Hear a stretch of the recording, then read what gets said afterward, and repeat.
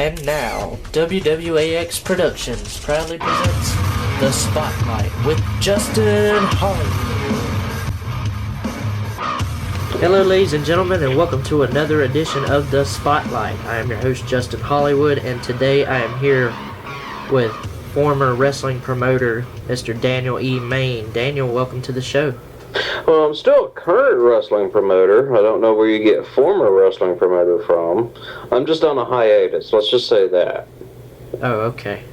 Once it gets into your blood, you're never really out of it. So let's go ahead and get started, shall we, Daniel? Sure, fire away. First question I have for you is, how did you get into wrestling and what made you choose the business?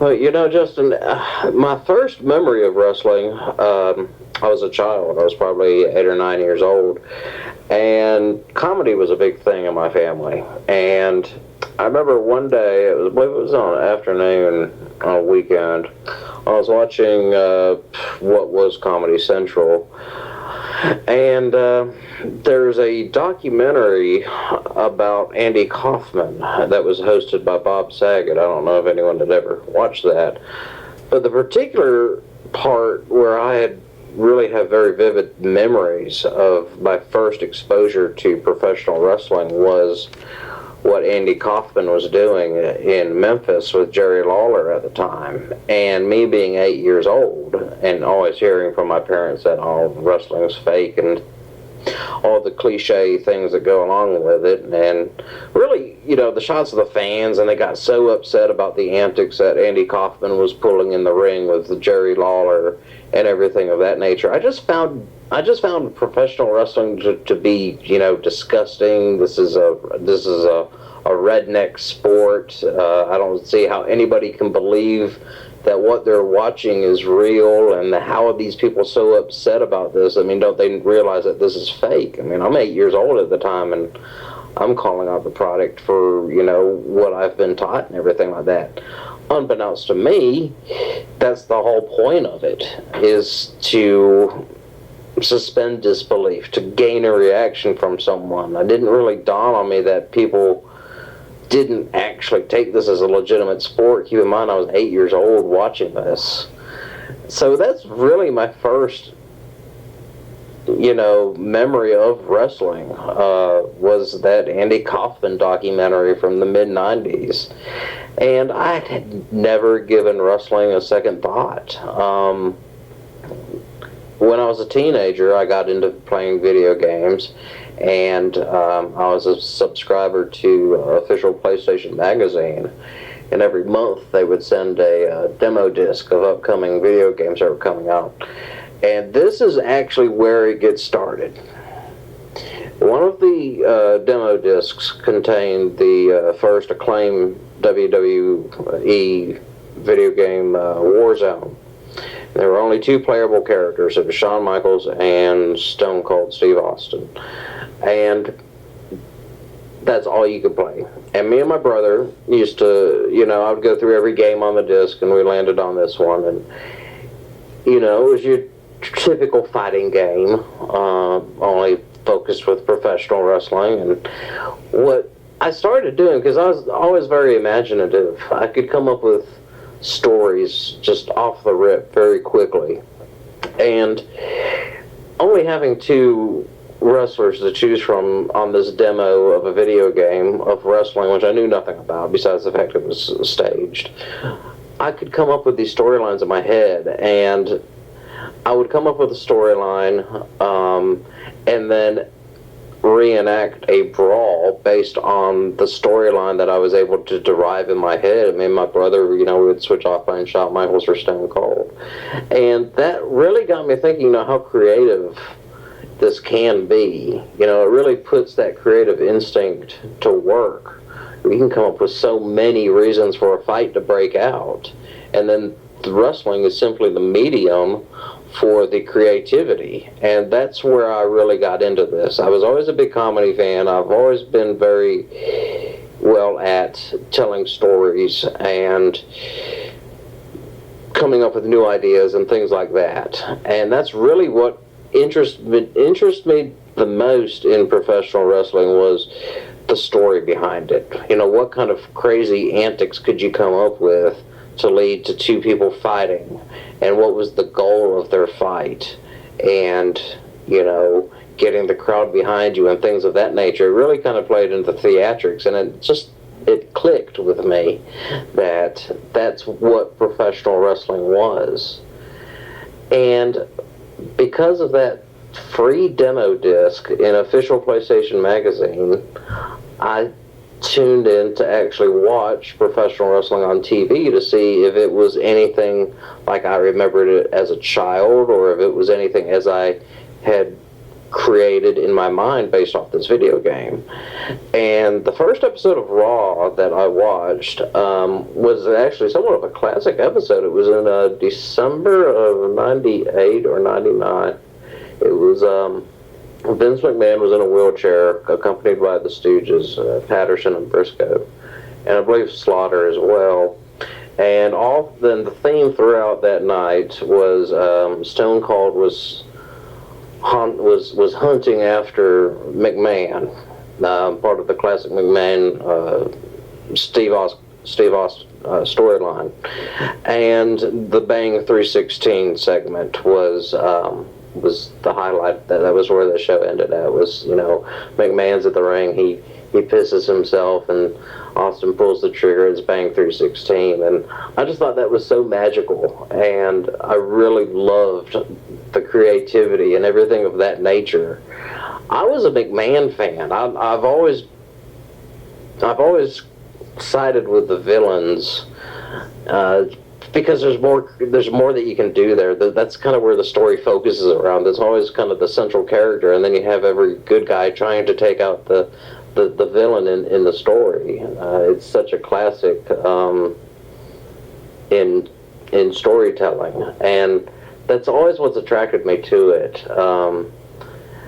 So from there, you know, becoming a fan of wrestling, watching it every Monday night, and then, oh my God, it's on Sunday nights too. It's on Sunday Night Heat. So I'd get 2 days of wrestling, and I really started to fall in love, not so much with the in-ring stuff, but the stories that were told in between matches, the entrances, the over-the-top characters, and things of that nature. That's what really got me really becoming a wrestling fan. Things in the ring did interest me, but it was really so much so the story of why these people were going at it, why they were fighting, and I loved it. I really fell in love with it. And my younger brother, was a fan of WCW before I was a fan of WWE.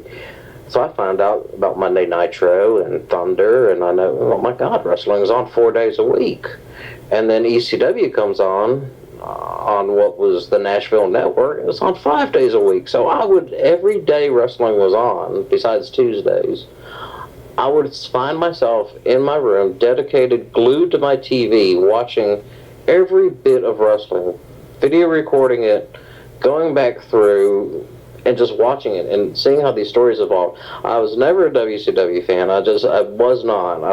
I liked their production, but it didn't have that raw, gritty feeling that WWE's product was in the late 90s. It just didn't have that. So I came into wrestling quite late. I came in during The Rock and Stone Cold and the latter parts of DX. But because I am that type of person that absorbs so much information, I got into wrestling. I wanted to learn everything I could about it. You know, I watched the stuff that was being broadcast on television, and then I found myself borrowing tapes from friends from the old Todd Pentangale hosted eras in the mid-90s, and even some of the stuff in the 80s with the NWA WCW stuff. And I just would find the evolution of professional wrestling, where it started from, where it would move to, and I became an expert on this stuff. I could name just about anything, any question you could throw at me. I just memorized this stuff. You could call it OCD, but I just obsessed about it, and I really knew then that I really liked what I saw on TV. I liked the history of it. I liked where it would go. But there were some things on TV, and I did an interview with the Columbia County News-Times back in 2006 in the FCW days, and they asked me the same question. And my response was, well, there were some things on TV that I didn't personally agree with. I'm a storyteller. I can come up with very imaginative things very quickly. And watching these storylines progress, I would say, well, that's one way of doing it, but me being a producer and all that, and a very good imagination, I said, well, what about, if it was scripted this way, and where could the story go from this point of view? So I used to, write my own scripts for a wrestling show based on where I thought a storyline should go. So I'm into my teenage years, and I'm writing scripts for how I imagined a wrestling show should go.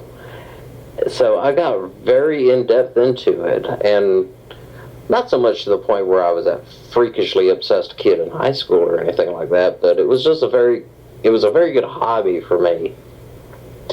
And getting into professional wrestling I was 16 at the time, speaking with Eric Milford, who was also a big fan of the WWE at the time.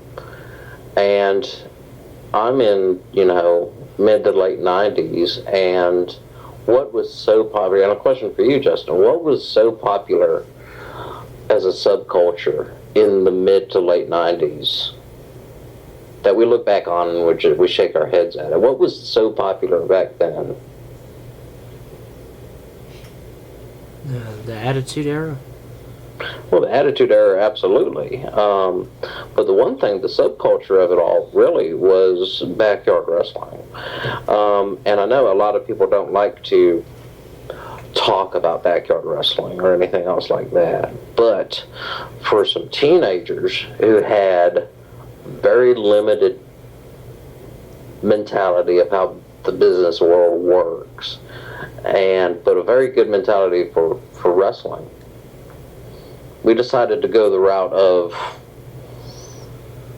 let's put together what we would consider a wrestling show. Yep, let's use my talent of coming up with storylines and ideas, and let's use Eric's and a few others' athletic talent who wanted to do stuff in a ring, and actually not so much simulate, but perhaps emulate what wrestling was.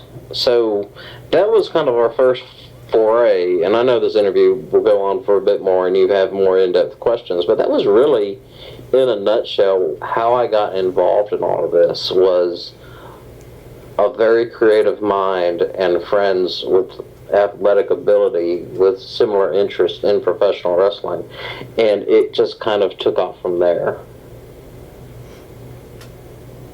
That's very interesting, Daniel. You said you got into wrestling kind of late in the late 90s, into the Attitude Era, but as you were watching, were there any favorite wrestlers that you were typically fond of? Yeah, oddly enough, Big Boss Man was one of my favorite wrestlers. I don't know why. I just could relate to him. And I think that speaks to why the product really appealed to so many people back then, as you had these cartoonish characters, or as I refer to them, occupational gimmicks, characters based on things that you see in real life. So it allows the common person sitting in their living room watching this on a Monday night to associate themselves with who they see on TV. Big Boss Man, he was from the country. I'm from the country. He portrayed this character of a pseudo police officer, who's someone I've always had an interest in, and it was something that I could relate to. I loved seeing Big Boss Man on the screen. Not to go into his in-ring talent, which very underestimated in my opinion. But he was one of my favorites. Jerry Lawler was one of my favorites. He wasn't so much on the active quote-unquote roster when I started watching wrestling, but going back and watching old tapes and seeing Jerry Lawler in Memphis, and then seeing his programs that he did with Andy Kaufman in the 80s, really kind of I figured it out. And Jerry Lawler, he was just another one that I could relate to. I just really loved his persona and his character and his comedy. Going back to comedy once again, his style of commentary during that time period when I was watching wrestling religiously, I just loved it. I just loved where he went with everything, and it was just a very good commentary that worked well with Jim Ross or Michael Cole at the times. He was not anywhere near as muted and as controlled as he is now on his commentary, but back then, I mean, it was just balls to the wall. It was out there, and Jerry Lawler just really entertained me. And announcing was, once again, I'm looking at production side of things. I'm not so much looking at in-ring because I'm not an athletic person, but I could enjoy the matches because they were being told by such good storytellers and such entertaining and such charismatic storytellers that it was very interesting to me about the things that could be done. I wasn't so much a really big fan of upper card guys, mostly the older ones that had been around for a while. McMahon Stooges, Gerald Briscoe, Pat Patterson, and Sergeant Slaughter. I always wanted to see them in an actual wrestling match in modern day because through watching tape, saw what they did in the 70s and 80s. But I wanted to see if they could still hang today. And you would get a slight sliver, a morsel from time to time, seeing Slaughter get into a ring or a silly evening gown match between Briscoe and Patterson. I just thought it was hilarious at the time and that they could pull this off, and it was great seeing that. And it was more so the entertainment to me than the actual in-ring ability. Of the big names, I would say Stone Cold, The Rock. Never a Triple H fan. I didn't like him then because he just didn't appeal to me. I don't like him now because of his relationship in the company and how he got to where he's at. I just feel that's on a different topic, but he's just never interested me. A few that I despise. One in particular I truly despise was Kurt Angle. He's such a boring person. No charisma. Just so. And I know people have different opinions and everything else like that. They may say he had charisma. He did that kind of a nerdy type of gimmick when he first came into to the Fed, but it just didn't work for me. And that's kind of where I just kind of really zoned out. When he came in, it wasn't really. It was just too silly for me. It wasn't, really what I thought was entertaining at that time. And then that's that time period where you start to see these occupational gimmicks and these over-the-top silly gimmicks start to go by the wayside. That's kind of really the beginning of where they moved away from those types of things into more serious Joe Schmo type of individuals without a gimmick, without a personality, without a persona. And I felt that was the mystique, that was the magic for me in professional wrestling was the persona that people would play, the character that they would play, and I just loved that. That's how I could relate to them. But that's really where I started kind of phasing out from actually watching the product and becoming more involved in my own product. Watching professional wrestling as a fan, I know you were typically into the storyline aspect more than in-ring wise, but on screen, were there any wrestling maneuvers or finishing maneuvers that you typically enjoyed seeing? Oh, absolutely. Anything high impact, anything is very visual. A classic haymaker, if done properly, can be such an amazing thing to see pulled off correctly in the ring. You hold your fist up so all the fans can see it. You're drawing back as far as you can, and you're throwing it forward. Just that simple haymaker punch can be made into a beautiful thing if done properly.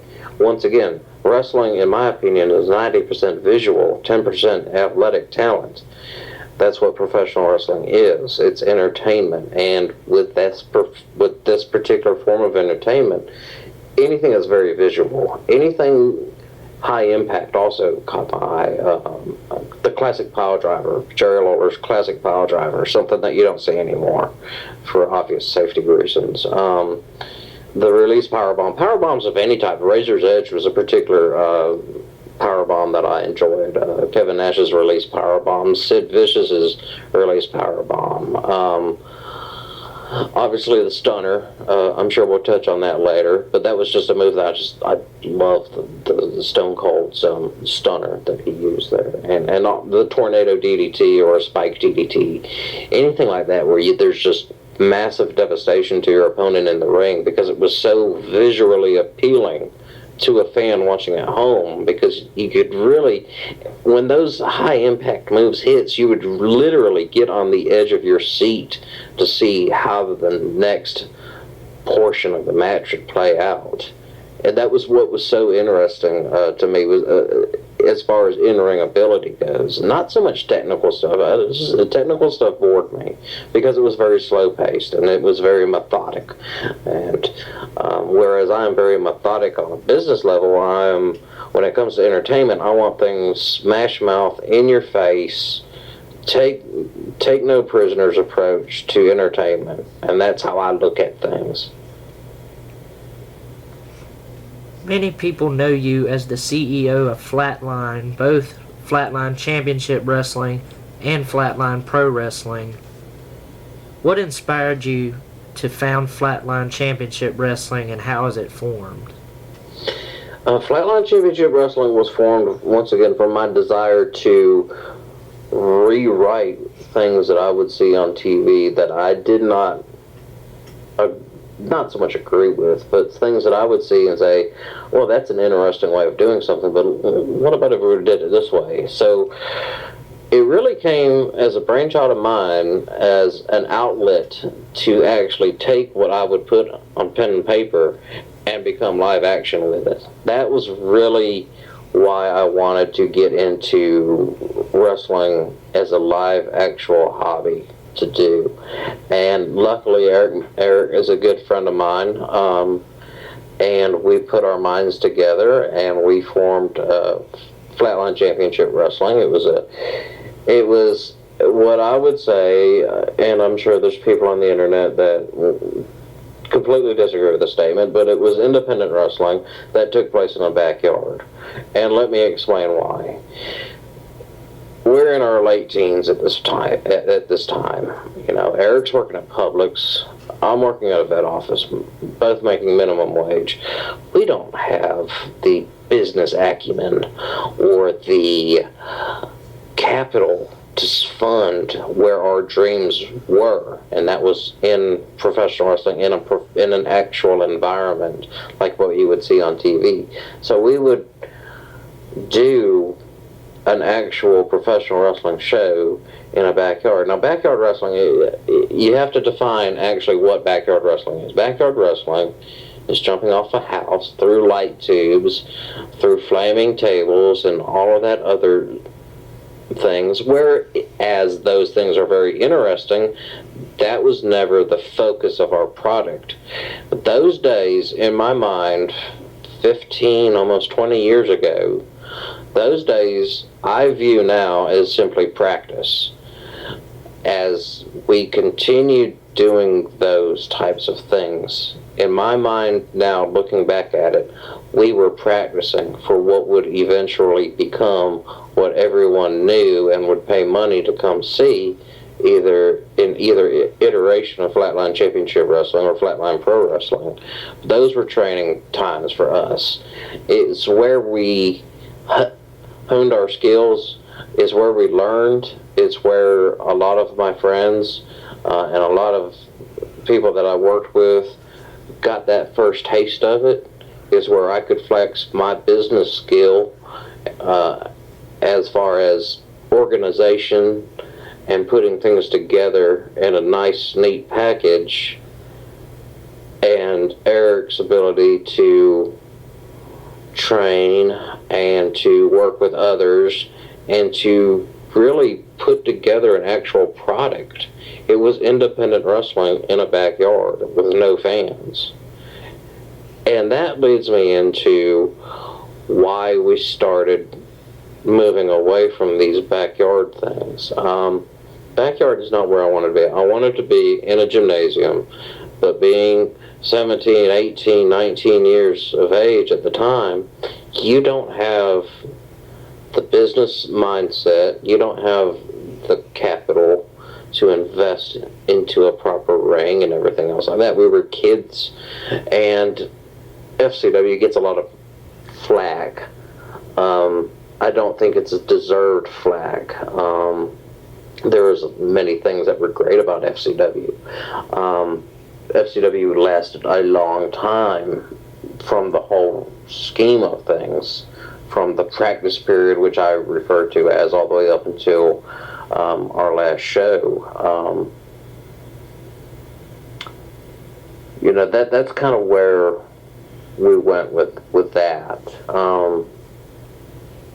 That was really my inspiration, though, to get back to the root question. That's what inspired me, was the ability to take a creative mindset coupled with the athletic ability of doing in-ring performance and putting those together. And that's how FCW was formed, basically, was for a true love of the sport, and because we wanted this to grow into something bigger. We were never, ever, ever complacent with being in a backyard. We just were not complacent. It's not where we wanted to be. It's where we could afford to be. It's where we, unfortunately, had to get a start in doing this. But I'll tell you a big thing. None of us were ever happy doing it. We had good times. We had laughs. We were kids at the time, late teenagers. We had fun, but at the same time, we didn't ever want this to become what we're known for. We wanted to keep pushing and chipping away at that tree until it finally fell. And that was in 2006 when we did our first show at Patriots Park. Speaking of Patriots Park, Flatline ran there as a venue for many years. What was it like working there throughout Flatline's time? Patriots Park was quite a good venue. It was laid out nicely. It had good facilities. It had, from an architectural point of view, it had many different ways in which things could be set up to run effectively and efficiently. That's one thing that I always look at when I'm putting something together, is how effective and efficient the stream of things can be. That's where we made a name for ourselves, was Patriots Park. It's got a tremendous spot in my heart for the things that we did at Patriots Park. At the end of the day, it's a building. What mattered most was the magic that happened inside the building, to me. There were really 2 points. There were really 2 times at Patriots Park. We had the first time with FCW, and things were much more relaxed then. They didn't require insurance. They didn't require a business license and things like that. So it really kind of fit in, because at this point we're in our early 20s. So we're starting to learn. The guys have been trained. They've done a bit of touring around, not anything substantial, not anything to write home about, but from my point of view, I'm starting to learn about business, and that's really where I was able to put into practice many of the things that I learned about professional wrestling and as a business. So there are many important things that happened in the early stages of Flatline also ran at several other venues sporadically besides Patriots Park. What was that like? Flatline Championship Wrestling or Flatline Pro Wrestling? Flatline Championship Wrestling. Flatline Championship Wrestling. We did a show. I really wanted to spread out, because I didn't really want to be stuck at one location. I wanted to move, and I wanted to grow the product. And the best way to do that was to bring the product closer to people. I wanted to do Lincoln County. I still to this day have not got my foot in the door with Lincoln County. McDuffie County, we did a show at the Thompson National Guard Armory. Coincidentally, the same weekend that gas prices went up to $5 a gallon. It was not promoted correctly from the start. The promotion was not there. The flyers were not there. At the time, you know, we didn't know about getting things on the radio as far as advertising and doing spots and interviews for local DJs that are based out of the area. These are all things in hindsight that I wish that we had done, but we didn't. And coupled with the fact that gas went to $5 a gallon that was just such a devastating show. It was such a letdown. We had a good show scripted and booked for that night. We had a lot of good talent there. But that's something that it just did not work out. You know, in business, you win some, you lose some. But in order to ever succeed, you have to sometimes take a gamble. We took a gamble and we lost. Patriots Park around this time started asking for business licenses and insurance to go along with it, and that was a bit much. You know, I would take time off from work and I would go through the yellow pages and I would call insurance agencies and tell them what I had. And special event insurance was a thing that local people would provide, but at such an outrageous cost. I'm talking $750 to $1,000 per event, and that was completely, you know, out of line for where we were at financially. It just was not possible for us to do that. So we became quite disheartened with doing shows at Patriots Park, and we finally realized, okay, we're not able to do Patriots Park anymore. McDuffie County was a bust. What about the fairgrounds? So luckily, through some contacts that I had, able to get in contact with one of the individuals on the board for the Merchants Association, who was very interested in professional wrestling, wanted us to do shows at the actual fair itself.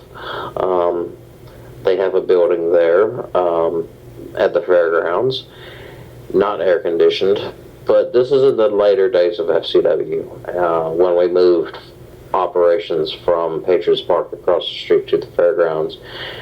I think the fairgrounds actually, from a logistics point of view, was a better venue than Patriots Park, besides the fact that they didn't have air conditioning. But in the wintertime, great, you know, we had great shows there. It was more so what you would imagine a dark southern wrestling arena to be. But the locker room had its own facilities. The fans had their own facilities. That worked out very nicely. In that regard.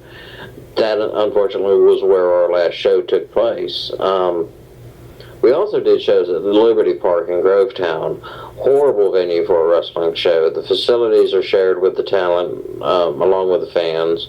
There's no way of setting up a decent looking entrance area, which is caveat to what I believed in. I thoroughly, so strongly believed in what professional wrestling is it is a visual product, and putting up some black plastic is nowhere near the standards that I have for a professional wrestling show. If I'm a fan paying to see a product, I want to see the best possible product that can be performed.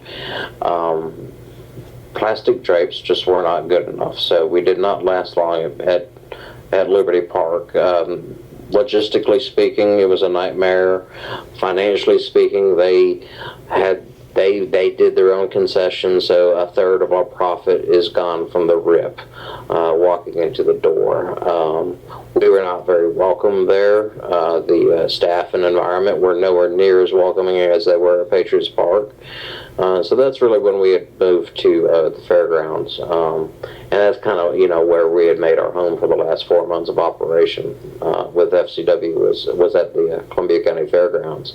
Great building. I would still love to do shows there. It doesn't have air conditioning, so I don't think many people would want to come out to a show where it's 120 degrees. But if that building ever had air conditioning, oh, absolutely, I'd love to do shows there. I loved it. One of my favorites. I love that building more so than Patriots Park, to be honest with you. Moving on down the line to Flatline Pro Wrestling, which also ran at Patriots Park. Flatline Pro also returned to McDuffie County, this time to the Sweetwater Park Gymnasium. What was that like working there? Well, we have to talk about the shows that Fireman was putting on. Fireman was renting our equipment. He was renting Flatline, basically. He was renting everything but the name. So we didn't have creative control over those, but the majority of shows in Thompson. We just did not. It was never offered. It was never on the plate. We did do Winter Rumble 2, I believe. 2 or 3, maybe 4, I don't recall. We did an exclusive Flatline Pro Wrestling Presents Winter Rumble in Thompson, and that was very interesting to do that. It was nice to be able to move somewhere else. It was a facility that we knew quite a bit about. We hadn't done as much market research in the area as far as promotion goes as we should have. But we partnered with Fireman. Fireman helped write that show. And it was a successful show. Don't get me wrong. We did not take a loss on that show. But it was a lot to transport everything and tear down everything from Patriots Park, where we were privileged to have the ability to store most of our stuff there at Patriots Park, to load it all up. And from a logistics point of view, I think a quarterly show in Thompson would have been a great idea, in addition to the monthly shows that we were doing at Patriots Park, just to get out there a little bit more and to kind of really showcase and bring in different talent and things of that nature, to really utilize Thompson for that. That was our only true Flatline Pro Wrestling branded show. Now, a lot of people that went to the shows who were familiar with the Flatline Pro Wrestling product would say that was a Flatline Pro Wrestling show, because visually speaking, it was a Flatline Pro Wrestling show. It was not scripted. It was not written by Chris or I. It was not genuinely a Flatline Pro Wrestling show, with the exception of Winter Rumble.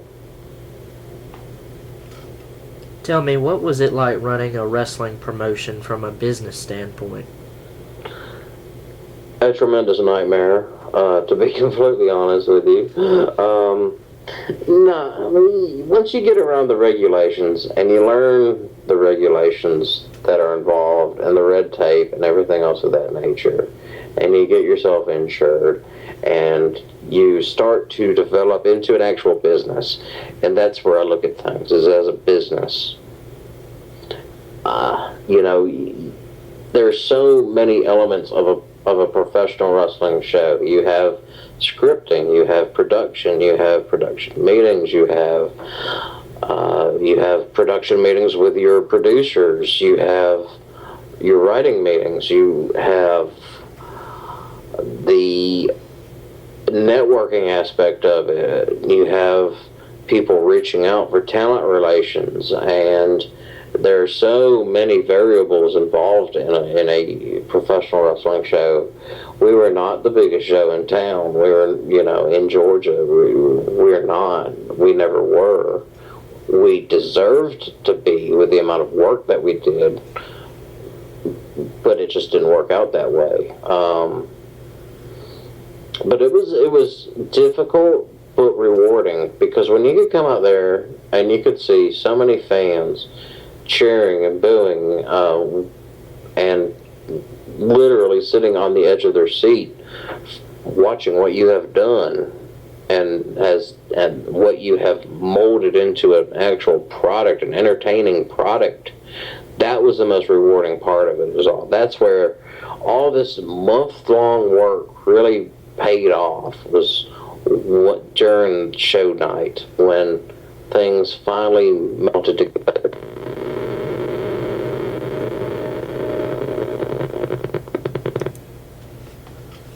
What was it like working with Eric Milford and Chris Wiggins as co-owners of FCW and FPW? It had its ups and downs. I'm going to be completely honest with you. At times, working with Eric, I felt like I was underappreciated. I felt like I was the sound guy, and that's because I just have this knack for technology. A lot of ideas that I had were getting pushed to the wayside, and that has an effect on morale when you see your ideas getting pushed away. But it wasn't all negatives. No, not by any means. Me and Eric had a great time working together. Towards the end, Eric had developed quite a resume working in South Carolina, North Carolina, West Virginia, Virginia. So his schedule became quite busy. And kudos to him for really stepping out of the shadow and moving towards accomplishing his personal dreams and ambitions. At that time, though, really when Eric had started moving on to things, morale in the company was low. We had been doing this for so long, over 7 years of doing shows, and you don't realize how much of your childhood we threw away. Not so much threw away, but how much of our childhood we dedicated to this product, making things happen step by step, slow process, but we got there, and we were just exhausted, mentally exhausted, physically exhausted. We just couldn't do this anymore. We were at the fairgrounds. It was April. April was our last show at the fairgrounds.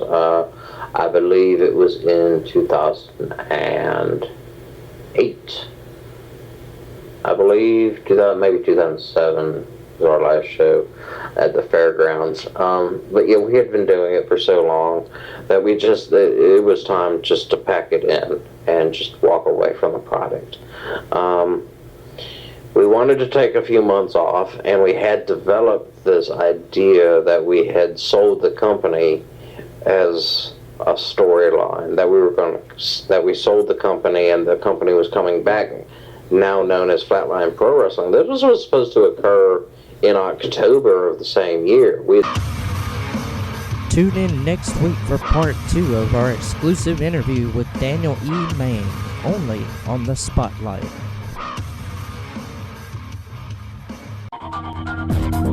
This has been a WWAX production.